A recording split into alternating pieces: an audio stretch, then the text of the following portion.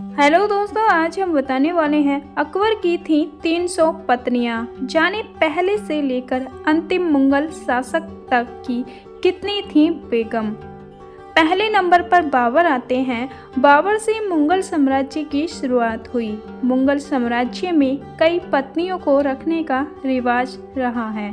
बाबर से लेकर बहादुर जफर शाह तक के सफरनामे में किसी मुगल शासक के 300 रानियां थीं, तो किसी ने निजी फायदे के लिए शादी की थी। बाबर से मुगल साम्राज्य की शुरुआत हुई। मुगल साम्राज्य में कई पत्नियों को रखने का रिवाज रहा है। बाबर के मामले में भी ऐसा ही था। उसकी 9 बीवियां थीं। चलो दोस्तों, अब जान लेते हैं मुगल साम्राज्य के पहले शासक से लेकर अंतिम सम्राट बहादुर शाह जफर तक के कितनी बीवियां थीं। मुगल साम्राज्य के दूसरे सम्राट हुमायूं भी इस मामले में पिता बाबर के नक्शे कदम पर चले और उनकी भी पत्नियां थीं। कम उम्र में ही उनकी शादी बेगा बेगम से हुई थी। इसके बाद उनकी हरम में साद बीबी, चांद बीबी, महचक बीबी, मयावाज जान, ऐसे ही बहुत सारी बेगम थीं। जब हुमायूं ने पहली बार हमीदा बानो बेगम को देखा तब वो 13 साल की थीं। दोनों के बीच उम्र का फासला पिता और बेटी जितना था, लेकिन प्यार में उम्र को भुला दिया गया। तीसरे नंबर पर आते हैं अकबर। मुगल सम्राटों में बेहतर माना गया। कहा जाता है कि अकबर की 300 पत्नियां भी थीं। सभी को शाही अधिकार नहीं मिले थे। इनमें 35 ही ऐसी थीं जिनको ये अधिकार मिले हुए थे। इनमें सबसे ज़्यादा ख्याति उनकी पत्नी जोधाबाई को मिली, जो अजमेर के राजपूत शासक राजा भारमल की पुत्री थी।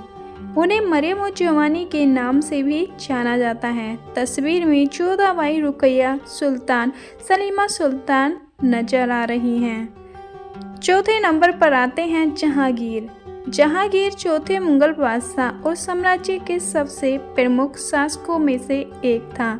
जहांगीर की कुल 20 पत्नियां थीं।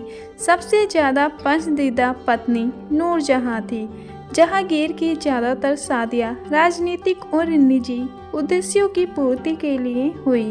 1585 में जब जहांगीर केवल 16 साल के थे तब उनकी सगाई आमेर की राजपूत राजकुमारी मानवाई से हुई थी। जहांगीर ने मानवाई का नाम बदलकर जहां बेगम, शाही बेगम रखा था। जहांगीर ने अपने पहले विवाह के तुरंत बाद कई महिलाओं से निकाह किया। उदय सिंह की बेटी जगत गोसाई की शादी 26 जून 1546 को जहांगीर से हो गई थी। उनकी शादी के तुरंत बाद जगत गोसाई, जो अपनी सुंदरता, बुद्धि, बहादुरी और हास्य के लिए प्रसिद्ध थी, जहांगीर की पसंदीदा पत्नी बन गई।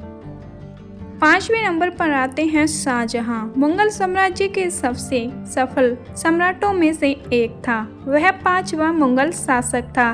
शाहजहां और अर्जुमंद बानो बेगम मुमताज महल ने 1607 में सगाई की थी।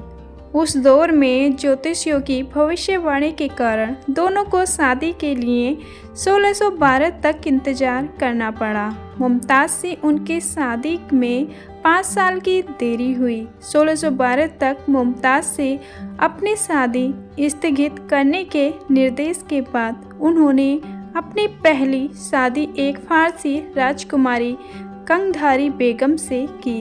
शाहजहां ने 2 और महिलाओं अकबर, बरादी महल, इज़्ज़-उन-निसा बेगम और मोती बेगम से भी शादी की, लेकिन कहा जाता है कि ऐसा राजनीतिक कारणों से किया गया था। 6ठे नंबर पर आते हैं मुगल राजाओं में औरंगजेब एक चर्चित नाम रहा है। औरंगजेब पर हमला करने वाले हाथी को हराने के बाद उसने अपने परिवार और मुगल दरबार का सम्मान प्राप्त किया। 1637 में औरंगजेब ने सविद राजकुमारी दिलरस बानो बेगम से शादी की, जिसे राबिया उद दौरानी के नाम से भी जाना गया। वह औरंगजेब की पसंदीदा और पहली पत्नी थी। एक समय ऐसा भी था जब औरंगजेब को हीरामाई नाम की युवा दासी काफ़ी प्रेम हो गया था, लेकिन उसकी आकस्मिक मौत होने से दुखी हुए। 1638 में रहमत अल निसा के नाम से जानी जाने वाली नवाब बाई ने औरंगजेब से शादी की। कहा जाता है कि औरंगजेब ने औरंगाबादी महल से भी शादी की। आजम शाह औरंगजेब का सबसे बड़ा बेटा था। आजम अपने चचेरे भाई के परिवार की एक लड़की से शादी करने वाले थे। उनका नाम ईरान दख्त रहमत बानो बेगम था। 1665 में ढाका में उसकी मौत के कारण ऐसा संभव नहीं हो सका। 1668 में आजम से राजकुमारी रामानी गभरू से शादी की। शादी के बाद उनका नया नाम रहमत बानो बेगम रखा गया। वह शादी एक राजनीतिक समझौते के तहत हुई थी। इस शादी के 1 साल तक चलने के बाद 1669 में आजम ने अपनी पहली चचेरी बहन राजकुमारी जहांजेब बानो बेगम से शादी की। वह उनके सबसे बड़े चाचा दारा सिक्को की भतीजी थी। जहांजेब आजम की पसंदीदा पत्नी थी। 8वें नंबर पर आते हैं जहांदार शाह। जहांदार शाह मुगल सम्राट का शासक था, जिसने 1712-1713 के बीच मात्र 1 साल के लिए शासन किया था। जहांदार शाह को एक लापरवाह शासक के तौर पर जाना गया। उनका दरबार नृत्य और मनोरंजन के लिए जाना गया। मिर्जा मुकरम खान सफली की बेटी जहांदार शाह की उसकी पहली बीवी थी। पहली पत्नी की मौत के बाद जहांदार ने अपनी भतीजी सैयद उन निसा बेगम से निकाह किया। राजपूतों की राजकुमारी उनुबाई उसकी तीसरी पत्नी थी। खासुरियत खान की बेटी लाल कुंवर से उसकी चौथी शादी हुई। जहांदार ने लाल कुंवर को इंतहा महल की उपाधि दी।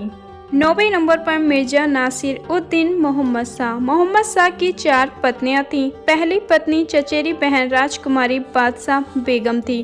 उन्हें मलिका उज जवानी उम्र की रानी की उपाधि दी गई। वह मोहम्मद शाह की सबसे प्रभावशाली पत्नी रही। उनकी मौत के बाद मोहम्मद शाह ने साहिबा महल से शादी की। मोहम्मद शाह की तीसरी पत्नी एक नृत्यांगा उधमबाई थी।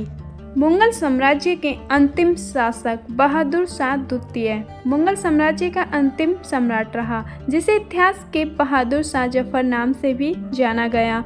उसने 1837 से 1857 तक शासन किया। बहादुर शाह जफर की 4 पत्नियां और कई उपपत्नियां थीं।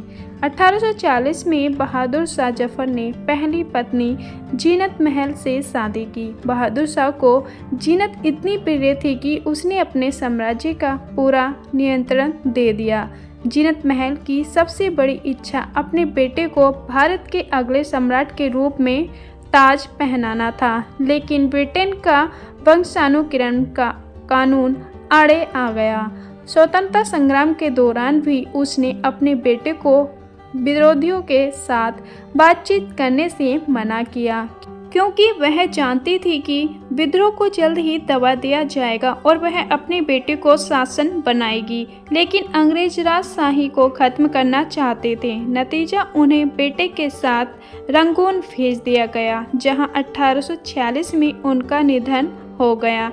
दोस्तों, आपको मुगल राजाओं में कौन सा राजा आपको पसंद है वो कमेंट बॉक्स में ज़रूर बताना। और ऐसी ही ऐतिहासिक वीडियो देखने के लिए हमारे चैनल को प्लीज़ लाइक और सब्सक्राइब जरूर करना। चलो मिलते हैं नेक्स्ट वीडियो में, जब तक के लिए अपना ख्याल रखना। धन्यवाद।